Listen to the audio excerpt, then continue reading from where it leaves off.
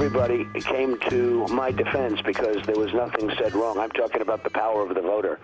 And nothing was said wrong, and only the haters tried to grab onto that one, and it was very unsuccessful. We're talking about it has tremendous support and tremendous power at the voting booth, and that was all. That was all.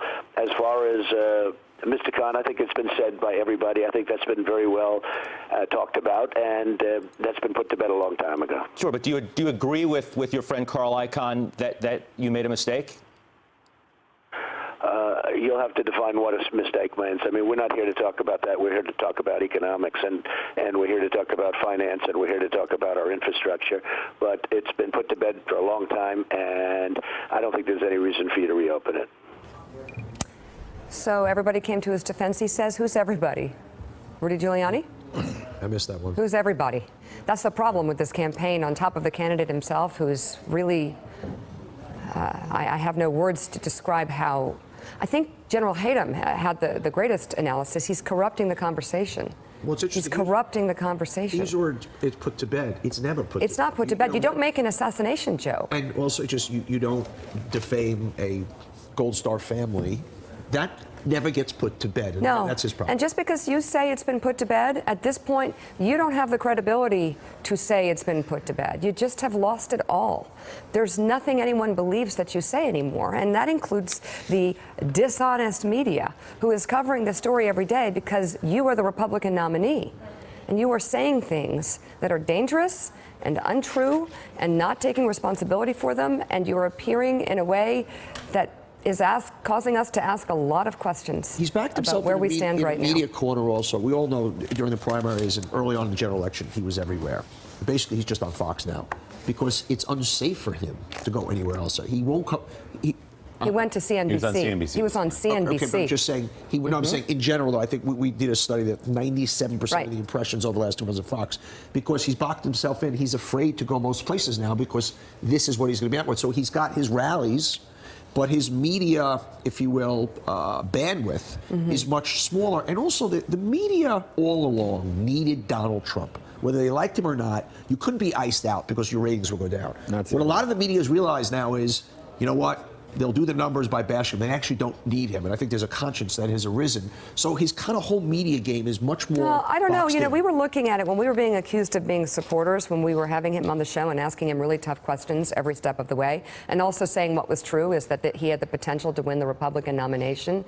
I noticed that when he called in, and Joe and I, we looked at the ratings weren't that great when he called in. In fact, they flatlined.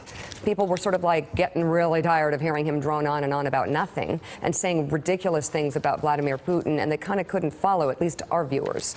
Or maybe they even were turned off by it, but we have a certain kind of viewer. But we didn't need him. But this the second sexiest story in the media is when you're taking somebody up. And the first sexiest story is when you're taking them down. And that's what's also happening in the media. And I think also because the media, by nature, I think does lean a little left, and it is a higher educated, more liberal.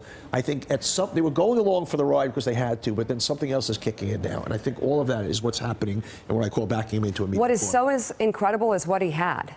What he had on the road to the nomination was he had his finger on the pulse of where a lot of American people are right now, where the middle class are right now, how they feel about Washington, how they feel about their futures, how they feel about the system being rigged.